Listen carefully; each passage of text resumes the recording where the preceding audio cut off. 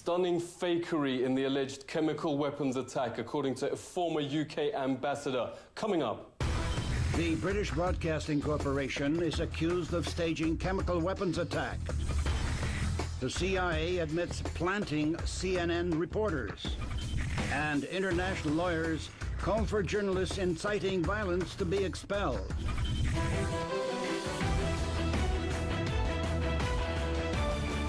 August 2013, and NATO leaders can't get the public on side for the imminent bombing of Syria.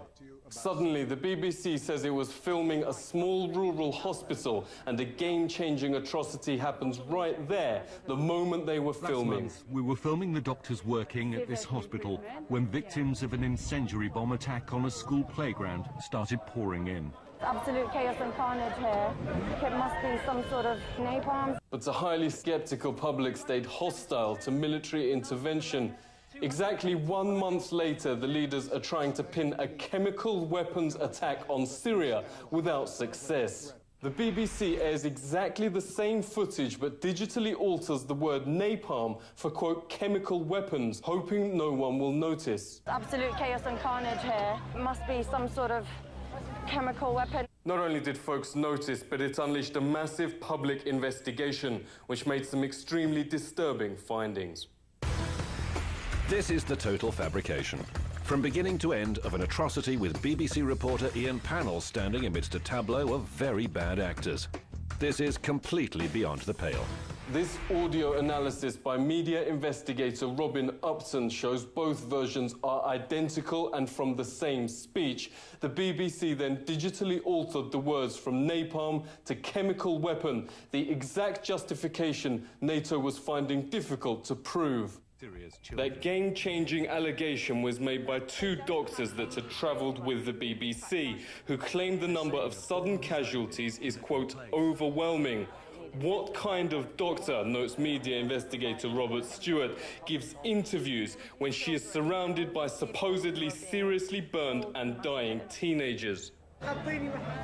Get anyone who isn't a patient out of here. When a nurse does finally start to help, her order to get anyone who isn't a patient out of here doesn't apply to the cameramen. Even worse, notes Stewart, is the bizarre acting which starts when the man in the centre gives the sign. What do you need to see?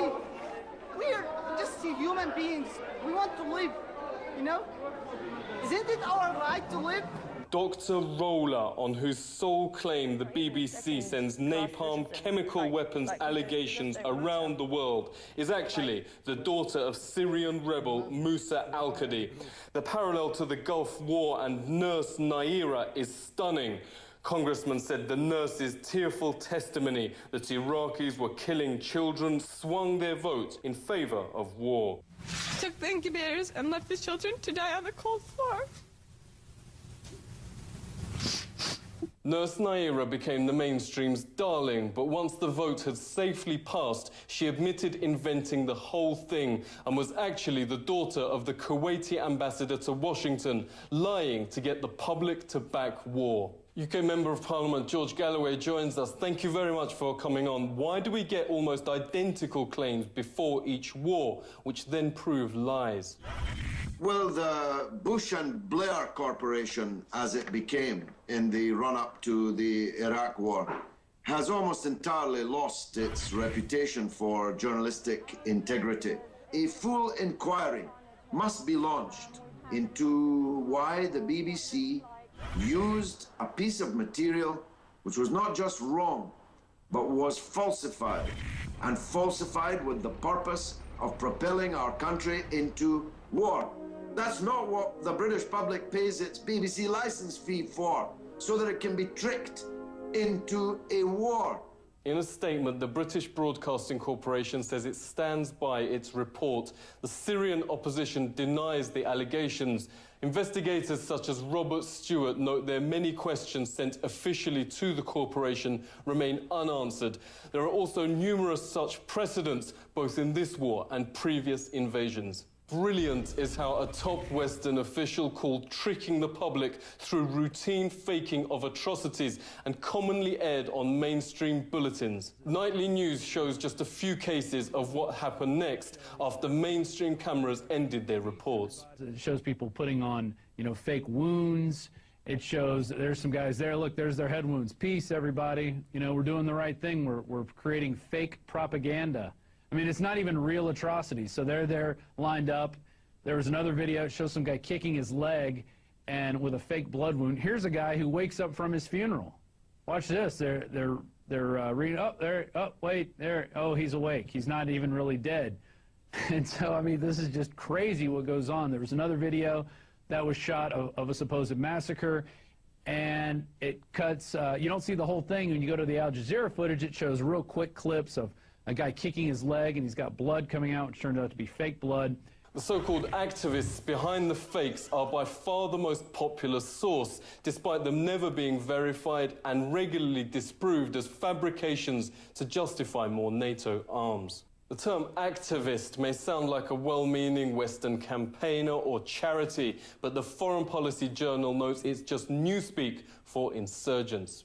The official source on Syria casualties, or what mainstream claims is official, is impressive-sounding organization the Syrian Observatory for Human Rights. Reuters exposed the fact 3 years ago it was not an organization at all, or even working in Syria. It's a single pro-insurgent supporter living in Coventry, England.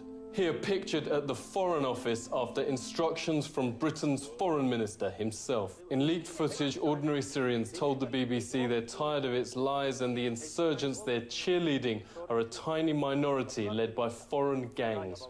You don't like BBC? BBC كله. Why? سيء. لا يعني BBC سيء. Because you are talking very bad about Syria. Everybody when BBC Arabic he can hear the lie about Syria. Al Jazeera and Al Arabiya. But maybe Syria is like any country. Some people support and some people don't everybody support. has support. So Syria is different. There is very little people. Maybe 10,000 like that. But the most of people, 22 million, 23 million person support Bashar al-Assad. But even and we have not demonstration, we have armed gangs. Pro-war media is forced to resort to colossal lies since intelligence chiefs revealed to America's top investigative reporter, Cy Hirsch, quote, Obama's cronies are making it up. All the evidence actually points to the jihadis staging the chemical attacks. The attack was not the result of the current regime, the high-level intelligence officer wrote in an email to a colleague. The guys are throwing their hands in the air and saying, how can we help this guy, Obama, when he and his cronies in the White House make up the intelligence as they go along, said a former senior intelligence official. The distortion, he said, reminded him of the Gulf of Tonkin incident. What? The president wants a white one. He wants a white one? A white? Let me talk. He's mobilizing the 6th Fleet. The thought a US president would start a horrific foreign war by staging a pretty female front as a victim made people laugh. The young Albanian national fleeing in this video is attempting to escape terrorist reprisals in her village. Meet Julia, if that's her real name, the celebrated face mass media call the creator of a viral video asking the US to help Ukraine. It was actually created by the State Department's National Endowment for Democracy to mask the fact Washington joined Ukraine's thugs and murdered their way to power. A leaked phone call with EU Foreign Minister Ashton revealed the opposition planned and executed the infamous sniper violence of Kiev, shooting both the police and their own supporters in the back. Study found a total of 250 mainstream sources lied that the snipers belonged to Yanukovych. Only 7 of the entire mass media even mentioned the bombshell leak, and those that did framed the report to suggest it couldn't possibly be true.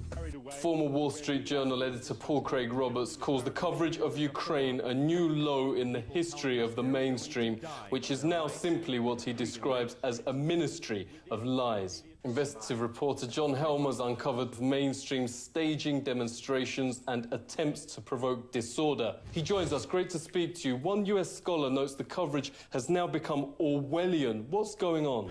So the weaker your government, the more interested the leader might be in threatening Russia to look strong at home when it's obvious he's not strong at home and couldn't get re-elected. That's particularly true, let's say, of the French president or the Prime Minister Cameron at the moment. And arguably, President Obama is not only a lame duck, but having great difficulty in putting together a winning coalition for the Democratic Party's next candidate for president. When you've got weak political leaders, you need to look stronger than you are in public opinion in the media. So there's this process of misleading and disinforming. The Senate committee inquiry revealed CIA running mainstream media in the vast operation known as Mockingbird. More than 400 journalists and media chiefs claiming to watchdog the government were the exact opposite, joining to mask US government crime at home and abroad. The operation continues despite agency denials. Counterpunch discovered CIA imposing agents on firms like CNN. Former CIA exec Michael Schur notes British media are even closer to intel targets. Big pieces of wood, metal, to use as barricades. Schur adds the BBC now takes the lead in regime change operations that cause, quote, anarchy and violence. Let's speak to Francis Boyle, Professor of International Law at Illinois University. Great to talk to you. How can nations stop war media that now perform the CIA's covert operations? Certainly have their visas revoked and sent packing home, because I really don't understand why some of these countries keep, European journalists, certainly in the United States, why they let them into the countries, because they're just using their coverage to promote war and military intervention at home. In addition, Bush Jr. administration lifted what was supposed to be the previous prohibition that intelligence agents were not supposed to infiltrate the media. You know, you have to be very careful, certainly dealing with U.S. reporters, whether or not they're intelligence agents. Banning active units of the military, also known as war stream media, shows how serious the situation now is. Their policies aren't popular with their own viewers. Mainstream audiences are in free fall. CNN and MSNBC have shed half their entire viewership in the last year alone. The question is, how many more coups will they stage or help before they lose the public's trust altogether? Seek truth from facts. This is The Truth Seeker.